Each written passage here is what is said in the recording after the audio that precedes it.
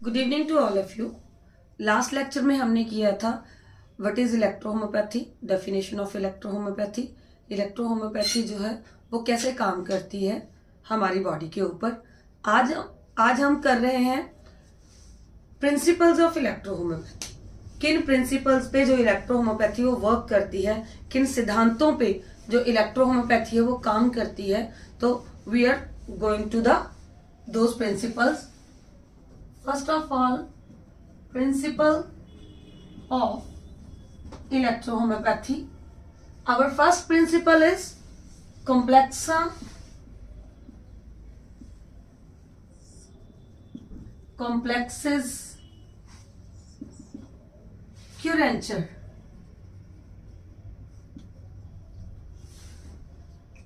What do you mean for complex? complex का मतलब क्या है? कॉम्प्लेक्स का मतलब है जड़ित। बहुत सारी चीजें जो है वो एक जगह पे जब इकट्ठी होती हैं तो हम उसको बोलते हैं एक कॉम्प्लेक्स फॉर्म या एक जड़ित जो है फॉर्म। तो जो हमारा फर्स्ट प्रिंसिपल है दैट इज कॉम्प्लेक्सा कॉम्प्लेक्सिस क्योरेंचर। तो ये जो प्रिंसिपल है, ये जो सिद्धांत है, इलेक्ट्रोहोम्योपैथी रेमेडीज इस पे काम कैसे करती हैं। First of all, as we know, we have a complex organ system. We have a body that have complex organ system. हमारे पास एक ऐसा शरीर है जिसमें बहुत सारे organ systems हैं। जैसे कि हमारे पास सर्कुलेटरी सिस्टम है,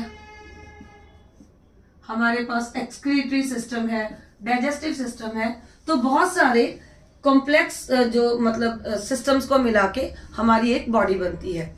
तो जब कोई भी बीमारी होती है, जब कोई भी प्रॉब्लम होती है हमारी बॉडी में या कोई भी डिजीज आती है हमारी बॉडी में, तो हम सब जानते हैं कि वो सिर्फ एक ऑर्गन पे या एक ऑर्गन सिस्टम को इफेक्ट नहीं करती है, वो ऑलमोस्ट 2 या 3 ऑर्गन सिस्टम्स को जो है वो कलेक्टिवली इफेक्ट करती है। अभी जैसे मान ले हम एक किडनी पेशेंट है जिसको किडनी के इश्यूज हैं, तो उसमें क्या क्या प्रॉब्लम्स आएंगी। जो किडनी पेशेंट है, अगर उसका क्रेटिनिन हाई है, यूरिक एसिड हाई है, ब्लड यूरिया हाई है, तो क्या वो सिर्फ वो किडनी के इश्यूज होंगे? नहीं, उसके साथ साथ हमारे सर्कुलेटरी सिस्टम में भी इश्यूज होंगे। उसका बीपी इंक्रीज करेगा, ठीक है, उसको वर्टाइगो होगा, चक्कर आएंगे, राइट। साथ के साथ उसकी बॉडी में स्वेलिंग हो जाएगी, इसका मतलब बॉडी टिश्यूज में भी इश्यू हो गया, ठीक है। ब्रेन है, जब ब्लड यूरिया बहुत ज्यादा इंक्रीज कर जाता है तो इंसान नंब हो जाता है, ठीक है, उसको समझ नहीं पड़ती कि क्या करना है क्या नहीं करना है, तो चक्कर भी आते हैं, साइकोलॉजिकली भी वो इफेक्ट होता है। और साथ ही उसके यूरिनरी सिस्टम तो इफेक्ट हो गई, साथ ही साथ उसका डाइजेस्टिव सिस्टम भी इफेक्ट होता है, भूख नहीं लगती है, एचबी डाउन चला जाता है, लिवर प्रॉपर वर्क नहीं करता है, ठीक है, और कफ हो जाता है, लंग्स में पानी भर जाता है। तो मतलब हमारा कहने का मतलब है कि जब किसी एक ऑर्गन में डिजीज होती है, जब एक ऑर्गन सिस्टम जब इफेक्ट होता है, तो वो सिर्फ एक ही ऑर्गन सिस्टम इफेक्ट नहीं होता, उसके साथ साथ 3 और 4 और ऑर्गन सिस्टम जो है पैरेलली इफेक्ट होते हैं। तो इसका मतलब क्या है कि जो हमारी बॉडी है वो कॉम्प्लेक्स फॉर्म में है, बहुत सारे ऑर्गन सिस्टम मिलके एक बॉडी बनाते हैं, that is in complex form. तो साथ ही साथ अगर हमें डिजीज होगी, अगर हमें बीमारियां होंगी, तो वो भी कॉम्प्लेक्स फॉर्म में ही होंगी। कभी भी एक बीमारी जो है वो एक ऑर्गन को इफेक्ट नहीं करेगी। तो अगर हमारी बीमारियां जो हैं वो कॉम्प्लेक्स फॉर्म में आ रही हैं, वो बहुत सारे ऑर्गन्स को इफेक्ट कर रही हैं, तो हाउ कैन इट पॉसिबल कि हम उसको ट्रीट करने के लिए एक टाइप की ही जो मेडिसिन दे, सिर्फ एक ऑर्गन को ट्रीट करने से क्या उसकी बीमारी ठीक हो जाएगी पेशेंट की? नॉट पॉसिबल, कभी भी नहीं, है ना। अगर हम ये मान ले कि आपने बहुत बार देखा होगा कि किसी को हार्ट का इश्यू है तो हम हार्ट स्पेशलिस्ट के पास जाते हैं, राइट। हार्ट स्पेशलिस्ट क्या काम करता है? वो सिर्फ हार्ट के ऊपर वर्क करता है, वो सिर्फ दिल के ऊपर वर्क करता है। बीपी बढ़ रहा है जी, ठीक है, खून पतला कर दो जी, राइट, और मतलब ब्लॉकेजेस ना हो कहीं पे, उनको क्लियर कर दो। बट अगर हार्ट के इफेक्ट हो रहा है तो क्या साथ के साथ उसके किसी और ऑर्गन पे इफेक्ट नहीं होगा? मोस्ट ऑफ टाइम हम लॉन्ग टाइम जो है वो सिर्फ कार्डियोलॉजिस्ट के पास जाते हैं, कार्डियो की मेडिसिन खाते हैं, बट उसके साथ साथ हम जो हमारे साथ के ऑर्गन्स हैं, जो हमारे उनके साथ जो ऑर्गन चल रहे हैं, जो कार्डियो के साथ साथ हमारी बॉडी में वर्क कर रहे हैं, kidneys, liver, digestive system, lungs, वो सभी इफेक्टिव होते हैं, पर हम उस टाइम ध्यान नहीं देते। ध्यान कब जाता है? जब वो प्रॉब्लम्स इंक्रीज होके जो है सरफेस पे आ जाती हैं, बॉडी फिजिकली उनको शो करने लग जाता है। तब क्या होता है? तब कार्डियोलॉजिस्ट जो है आपको वो रेफर कर देता है नेफ्रोलॉजिस्ट के पास, ठीक है, या फिर वो न्यूरोलॉजिस्ट के पास रेफर कर देता है, या फिर आपको वो कर देता है डाइजेस्टो के पास रेफर। इसका मतलब उसने सिर्फ सबसे पहले आपके कार्डियो सिस्टम पे ही वर्क किया, दूसरे सिस्टम को उसने देखा ही नहीं। कार्डियो पे मेडिसिन देते देते दूसरे सिस्टम कब डैमेज हो गए, वी डोंट नो। तो जो इलेक्ट्रोहोम्योपैथी रेमेडीज हैं, they work on multiple system, they work on complex system. अगर बॉडी इन कम्प्लेक्स फॉर्म है, हमारी जो डिजीजेस हैं वो कम्प्लेक्स फॉर्म में है, तो उनको क्योर करने के लिए, उनको क्रेडेंशियल देने के लिए, उनको ठीक करने के लिए हमें जो ट्रीटमेंट है वो भी कम्प्लेक्स ही रखना पड़ेगा। तो इसीलिए आपने देखा होगा कि हम जब भी कोई ट्रीटमेंट देते हैं तो उसमें हम ऑलमोस्ट अपने 3 या 4 ग्रुप्स एडिशन करके देते हैं। जैसे अगर एंजियो की प्रॉब्लम, अगर हार्ट की प्रॉब्लम है तो हम ग्रुप ए डालेंगे, अगर डाइजेस्टिव सिस्टम की प्रॉब्लम है तो ग्रुप एस डालेंगे, सैक्रोफ्लोसिस डालेंगे, अगर हमें जो है मस्कुलर प्रॉब्लम है तो हम उसमें क्या है वो ग्रुप सी डालेंगे। तो ऐसे करके जिस जिस भी हिसाब से हमारी प्रॉब्लम दिख रही है हमें बॉडी में सिम्टोमेटिकली, तो हम अपने अपने ग्रुप्स उसमें एडिशन करते जाते हैं। तो होम्योपैथिक, इलेक्ट्रोहोम्योपैथी का जो सबसे फर्स्ट प्रिंसिपल है कॉम्प्लेक्सा कॉम्प्लेक्सिस क्यूरेंचर, इट शोज कि हम अपनी जो बॉडी की कॉम्प्लेक्स डिजीजेस हैं जिसमें उसके मतलब 3 या 4 ऑर्गन सिस्टम इफेक्ट होते हैं, तो उसको क्योर करने के लिए हमें जो मेडिसिन है, जो रेमेडी है, वो भी कॉम्प्लेक्स फॉर्म में देनी पड़ेगी। तो ये था हमारा फर्स्ट जो है प्रिंसिपल। और second principal is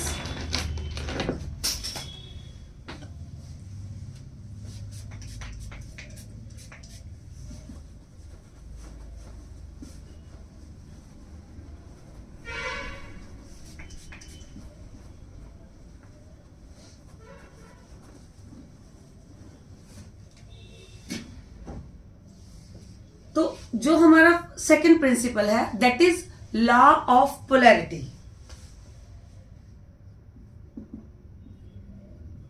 law of polarity और लॉ ऑफ पोलराइजेशन।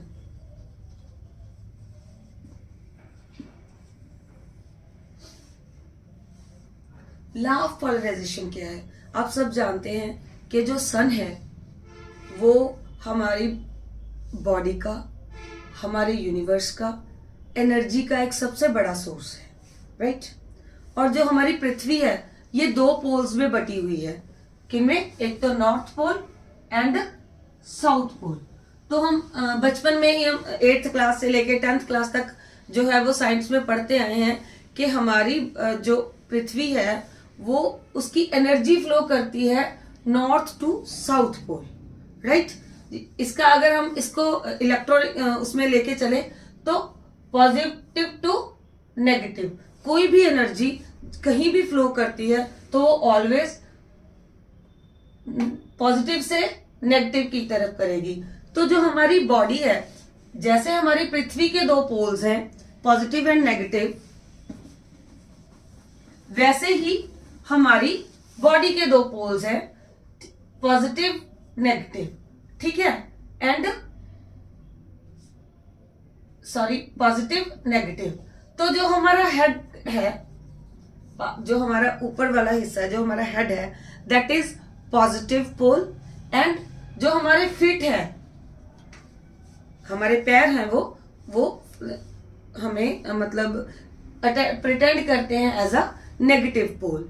ऐसे ही हमारी जो बॉडी का लेफ्ट पार्ट है, जो हमारी बॉडी का लेफ्ट साइड है बॉडी का, that is pretended as positive pole and right one is pretended as negative पोल।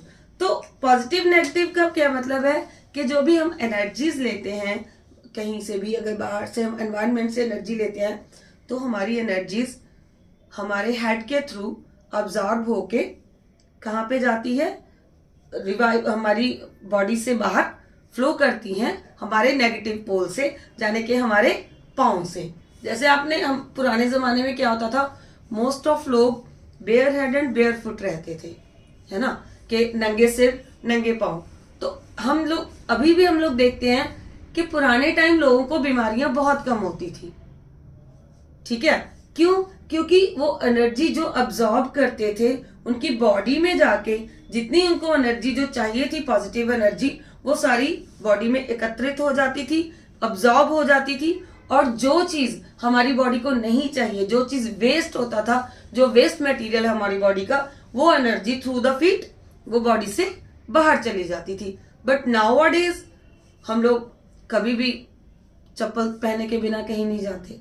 हम कभी 1 मिनट के लिए भी हमें जूता उतारना पड़े तो प्रॉब्लम हो जाती है, राइट। तो इसका मतलब क्या है, हमारे अंदर एनर्जी आ तो रही है, we got the energy from environment. हम सन की एनर्जी ले रहे हैं, हम हवा की एनर्जी ले रहे हैं, है ना, और हीट एनर्जी ले रहे हैं, वाटर से एनर्जी ले रहे हैं। ये सभी एनर्जीज हम अब्जॉर्ब तो कर रहे हैं बट उनको एक्सक्रीट नहीं कर पा रहे, उनको बाहर नहीं भेज पा रहे हैं। दैट्स वाई जो बैड इफेक्ट्स हैं उन एनर्जीज के, वो हमारी बॉडी में ही रह जाते हैं। अभी आपने देखा होगा नेचुरोपैथी में मोस्ट ऑफ टाइम्स बोला जाता है कि आप सुबह जी आधा घंटा नंगे पांव घास पे पैदल चलिए। क्या होता है उससे? क्या घास से हमें कुछ स्पेशल मिल जाता है? नहीं, एक्चुअली क्या होता है, उस टाइम सुबह की जो एनर्जी है, सुबह की जो पावर है, जो हमारी जो एनवायरनमेंट में हमारी एनर्जीज होती हैं, वो बहुत क्लियर होती हैं, बहुत प्योर होती हैं। उनको अब्जॉर्ब जब हम करते हैं तो वो एक क्लियर फॉर्म में, एक प्योर फॉर्म में हमारी बॉडी में प्रवाहित होती हैं। तो जब हम नंगे पांव घास पे चलते हैं, घास पे चलने का मतलब है अगर हम रोड पे चलेंगे तो कंकड़ लगेंगे, अगर वैसे चलेंगे तो कुछ ना कुछ कट जाता है पैर में। घास जो है वो ग्रीनरी है, वो पॉजिटिव एनर्जी देती है और उसकी एब्जॉर्बिंग पावर बहुत ज्यादा होती है। तो जो हमने एनर्जी ली है, जो बॉडी को चाहिए उसने उतनी ली, बाकी की एनर्जी वो जो है पैरों के थ्रू हम धरती में ही दोबारा फ्लो कर देते हैं। तो जो हमारी रेमेडीज हैं, हमारी रेमेडीज में कुछ जो रेमेडीज हैं हमारे पास, जिनको हम बोलते हैं इलेक्ट्रिसिटीज। हमें पता है कि हमारे पास 5 इलेक्ट्रिसिटीज हैं। Red electricity, green electricity, blue electricity, yellow electricity and white electricity. And as we know, red electricity is positive electricity, green electricity is positive electricity, blue and yellow are negative electricities and white is neutral. तो जैसे कि मैंने बताया कि हमारा head, ऊपर वाला जो हिस्सा है बॉडी का, it pretends as positive part या positive pole of our body. Feets जो है वो नेगेटिव पोल ऑफ बॉडी है। लेफ्ट हैंड जो हमारा है वो पॉजिटिव पोल है एंड राइट हैंड जो है वो नेगेटिव पोल है। तो अगर हमारे पॉजिटिव पोल में कोई प्रॉब्लम आती है तो इसका मतलब हमारी एनर्जी वहां की डाउन हो गई है। तो हम वहां पे क्या करेंगे, वहां पे हम नेगेटिव एनर्जीज जो है वो इफेक्ट मतलब अप्लाई करेंगे ताकि हमारी जो पॉजिटिव पोल है वो दोबारा से रिचार्ज हो जाए। ठीक है, ऐसे ही अगर नेगेटिव में है तो पॉजिटिव, मतलब ये वाइस वर्सा चलेगा। जिस साइड पे जो एनर्जी हमारी लॉस कर रही है हम उसका ऑपोजिट जो एनर्जी उसको देके उसको बूस्ट अप कर देंगे उस पार्ट को। तो जो हमारा सेकंड वन है लॉ ऑफ पोलैरिटी, ये स्पेसिफिकली इफेक्ट करता है हमारी बॉडी की इलेक्ट्रिसिटीज को, हमारी बॉडी के इलेक्ट्रॉनिक पार्ट को। ऐसे ही जो हमारा थर्ड प्रिंसिपल है, और third principal is principle of similia. Principle of similia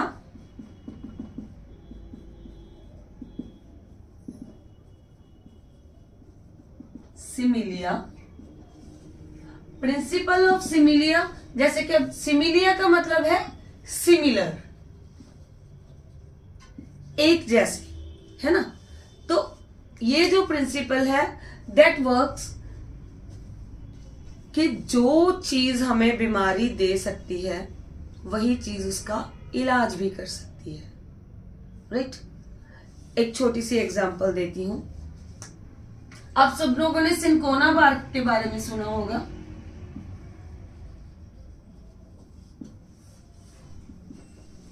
cinchona bark एक ऐसे प्लांट की ऊपरी छाल है जिसको जब हम एक तंदुरुस्त इंसान को, प्रैक्टिकली अगर करें तो एक तंदुरुस्त इंसान को जब बॉयल करके इस बार्क का काढ़ा पिलाते हैं, ठीक है, तो उसको कुछ सिम्टम्स शो होते हैं। दो सिम्टम्स आर, सबसे पहले उसको शिवरिंग होगी, सिवियर हेडेक होगा, severe body pain, body ache, severe back एक,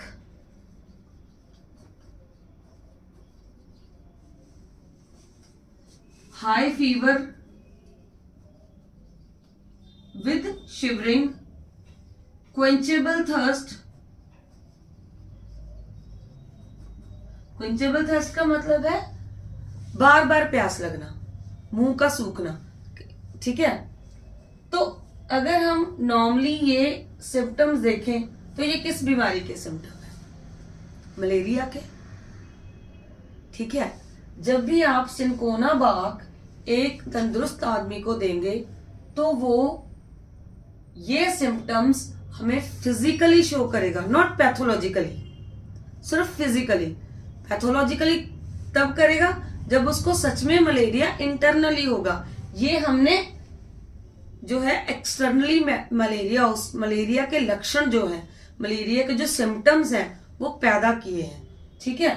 तो यही सिम्टम्स मलेरिया में होते हैं।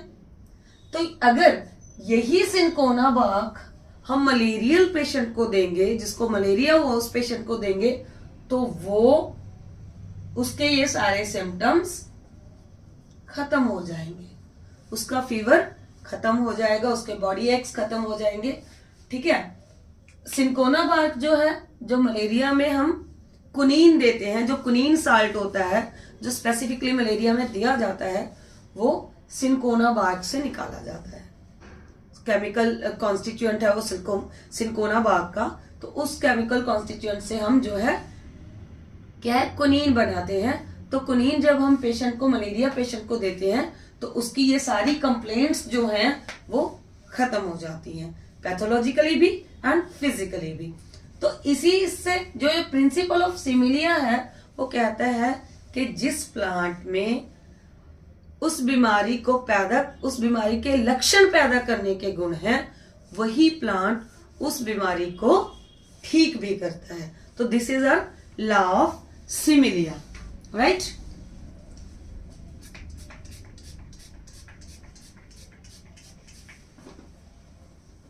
अभी हमने किया लॉ ऑफ सिमिलिया। तो इलेक्ट्रोहोम्योपैथी जो है वो बिल्कुल साइंटिफिकली प्रॉपरली, अगर आप ये इलेक्ट्रोहोम्योपैथी साइंटिफिकली प्रूवन पैथी है। अगर आप इसके प्रिंसिपल्स को पढ़ लेते हैं, अगर आप इसके प्रिंसिपल्स को जान लेते हैं, तो आपको पता चलेगा कि हम मिथोलॉजी पे नहीं चल रहे, हम मिथ्स पे नहीं काम कर रहे, हम साइंटिफिकली काम कर रहे हैं। We are 100% working on a scientific pathy. तो ये जो पैथी है वो आपको नॉलेज देगी अगर आप उसको सीखना चाहोगे तो, ठीक है। उस नॉलेज के लिए आपको एजुकेशन का जरूरत है, आपको पढ़ने का जरूरत है, आपको डिफरेंट बुक्स को रेफर करने का जरूरत है, तभी आप यहाँ पे पहुंच सकते हैं, ठीक है। तो हमारा जो नेक्स्ट है principle, that is principle of nature.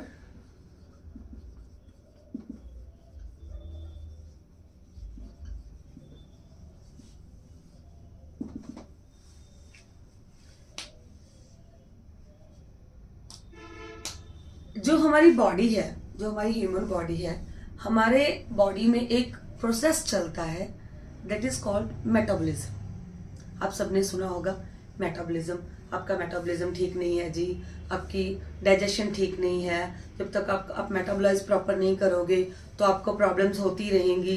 ठीक है, मेटाबॉलिज्म एक ऐसी प्रोसेस है जो हमारी पूरी बॉडी, हमारा हर सेल करता है। Every cell of our body जो है वो मेटाबॉलाइज करता है। मेटाबॉलिज्म क्या है?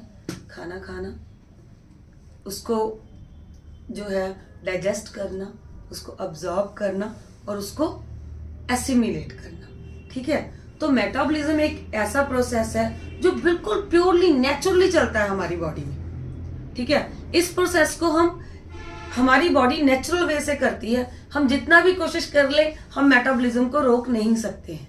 वी कांट स्टॉप मेटाबॉलिज्म, क्योंकि ये इंटरनली खुद ब खुद चलता है, नेचुरली चलता है। तो नेचुरली चलने के कारण जो हम लोग बोलते हैं कि we are working on blood and lymph,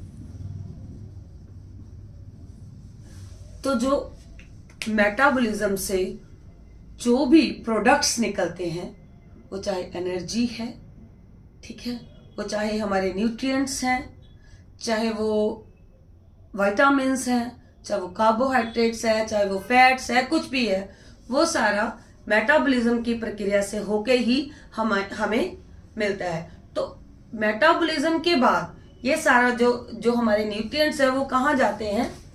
हमारी ब्लड सर्कुलेशन में और हमारी लिम्फेटिक सर्कुलेशन में।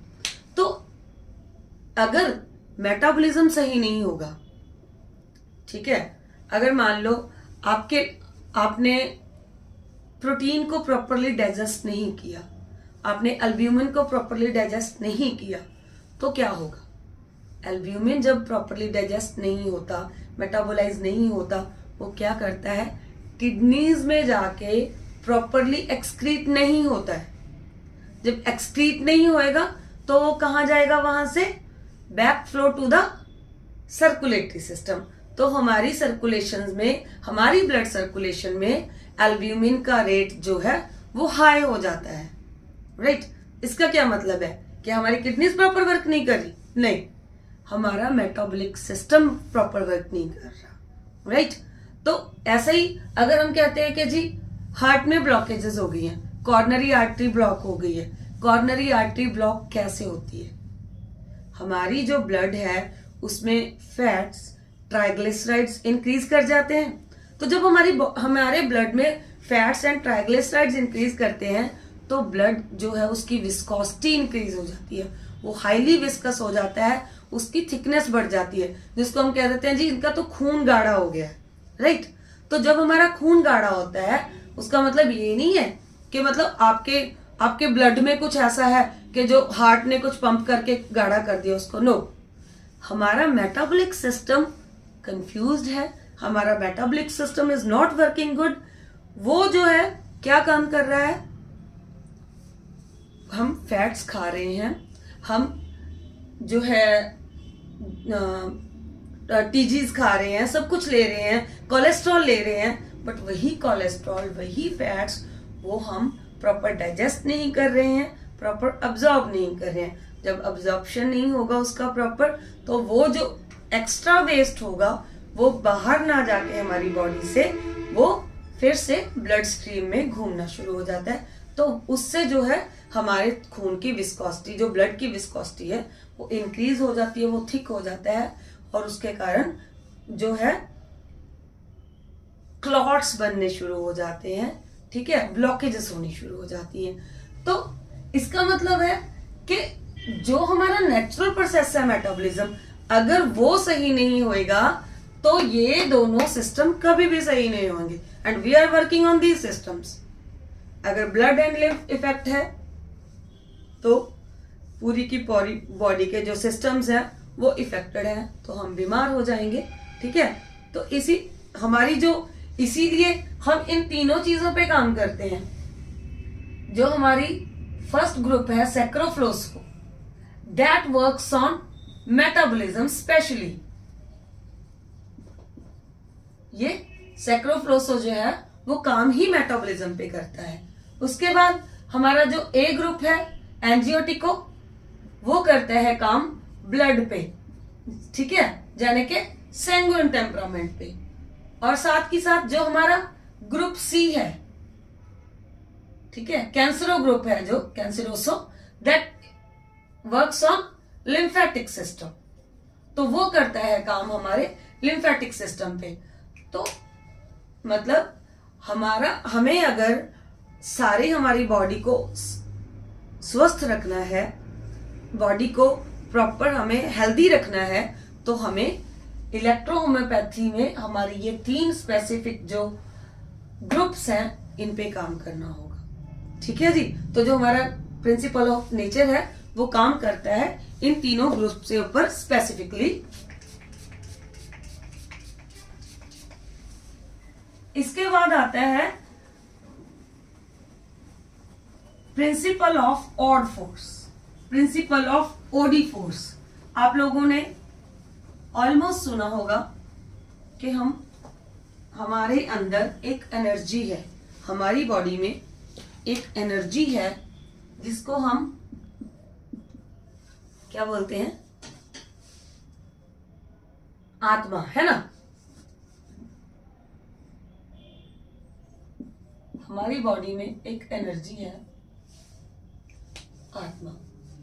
जब किसी इंसान की डेथ होती है क्या होता है, क्या हमारी बॉडी वर्क करना बंद कर देती है? क्यों? क्या जाता है उसमें से बाहर? एक एनर्जी निकलती है ना। वो एनर्जी जो है वो लॉस्ट हो जाती है कहीं पे, तो हमारी बॉडी वर्क करना बंद कर देती है। Physically, externally, internally, at least 6 hours after death तक हमारे जितने भी सेल्स हैं वो काम करते हैं। हमारी बॉडी के ऑर्गन जो है वो मरने के 6 घंटे बाद भी काम करते हैं, ठीक है। बट हमारी बॉडी नहीं चल रही। क्यों नहीं चल रही? क्योंकि उसमें से एक एनर्जी जो है वो गायब हो गई है। तो व्हाट इज दैट एनर्जी? आत्मा क्या है? हम कहते हैं कि हमारा शरीर जो है वो पंचभूति है, ठीक है। तो कौन कौन सी एनर्जी जो हमारे जल, वायु, अग्नि, राइट, ये जो 5 एनर्जीज हैं, जल है, वायु है, अग्नि है और धरती है, आकाश है, ये 5 एनर्जीज हमारे अंदर है। यही बोला गया है हमारे वेदों में भी, हमारे शास्त्रों में भी, कि हम 5 भूति शरीर से बने हैं। 5 भूति का मतलब है 5 एनर्जीज, 5 पार्ट्स, ठीक है। ये 5 पार्ट्स अगर हमारे अंदर हैं तो हमारी बॉडी काम कर रही है। अगर यही 5 पार्ट्स हमसे बाहर निकल जाएं, हमारी बॉडी खत्म है, कुछ भी नहीं है उसमें। ये पार्ट्स हमें मिलती कहां से? वायु, सूर्य, हीट एनर्जी है अपनी जो है, उसके बाद साउंड एनर्जीज हैं, मतलब जितनी भी सारी एनर्जी है, वाटर एनर्जी है, अर्थ एनर्जी है, हम सारी एनवायरनमेंट से लेते हैं, राइट। तो मतलब हमारी बॉडी एनवायरमेंटल एनर्जी से भरी हुई है। सेम एज इट एज जो हमारे प्लांट्स हैं वो भी वही एनर्जीज अब्सॉर्ब करते हैं जो हम अब्सॉर्ब करते हैं। तो जब भी हम कभी बीमार होते हैं, जब भी हम कभी सिक होते हैं, तो हमारी बॉडी से, हमारी बॉडी को जो एनर्जी लेवल है वो डाउन चला जाता है। आपने देखा होगा, फीवर हो गया, क्या होता है? हम वीकनेस फील करते हैं, राइट। किसी को मोशंस हो गए, वीकनेस फील करते हैं। बीपी डाउन चला गया, वीकनेस फील करते हैं। हम ऑलवेज बोलते हैं कि यार एनर्जी लो हो रही है, मैं वीक फील कर रहा हूं। क्यों? क्योंकि हमारी बॉडी में से जो हमें यूनिवर्स से जो एनर्जी मिल रही है वो लॉस हो गई है हमारी बीमारी के कारण। बट इलेक्ट्रोहोम्योपैथी में हम क्या करते हैं, जो ऑड फोर्स ह्यूमन बॉडी में है वही ऑड फोर्स प्लांट्स में है। तो हमारे स्पेजरिक एसेंसेस में हम ये ऑड फोर्स कलेक्ट कर लेते हैं। हमारी जो सारी एनर्जीज हैं यूनिवर्स की वो हम हमारे स्पेजरिक एसेंसेस में इकट्ठी कर लेते हैं। जब हमें बीमारी होती है, जब हम सिक होते हैं, हम वही ऑड फोर्स, प्लांट्स की ऑड फोर्स ह्यूमन बॉडी को देते हैं, तो हमारी ह्यूमन बॉडी एनर्जेटिक हो जाती है। तो दोबारा से वो रिवाइव करती है। सेल्स जो हैं हमारे वो फिर से रिवाइव करते हैं उस एनर्जी को लेके। तो जो प्रिंसिपल ऑफ ऑड फोर्स है वो कहता है जी कि हम इलेक्ट्रोहोम्योपैथी में जो आत्मिक एनर्जी है वो प्लांट से लेके ह्यूमन बॉडी को देते हैं, ताकि वो ह्यूमन बॉडी और उसके जो ऑर्गन है जो इफेक्ट हुए हैं, जो डिजीज हुए हैं, वो दोबारा से एनर्जेटिक हो जाएं एंड हमारी जो बॉडी है वो फिर से ठीक हो जाए, फिर से हेल्दी हो जाए। राइट जी। तो ये जो हमारे कुछ प्रिंसिपल्स हैं। हमारा एक लास्ट प्रिंसिपल जो है, प्रिंसिपल ऑफ जो अपना प्रिंसिपल ऑफ कॉन्स्टिट्यूशन जो है वो हम लोग नेक्स्ट टाइम करेंगे। अभी हम इतने ही प्रिंसिपल्स करेंगे। नेक्स्ट जो आपका लेक्चर होगा उसमें आपको जो नेक्स्ट प्रिंसिपल वो प्रॉपरली, क्योंकि वो काफ़ी लंबा है, सारे लिम्फेटिक सिस्टम उसमें आ जाएगा, सैंगुइन आ जाएगा, मिक्सड आ जाएगा, तो ये सारे टेम्परामेंट्स हम नेक्स्ट वाले में करेंगे। तो आज का हमारा लेक्चर इतना ही है। अगर आप में से किसी को भी इसके बारे में कोई भी कंफ्यूजन है या कुछ भी क्वायरीज हैं आपकी, तो आप मुझे व्हाट्सएप मैसेज कर सकते हैं। तो हम लोग पर्सनली भी वो या फिर ग्रुप में वो सारी क्वायरीज आपकी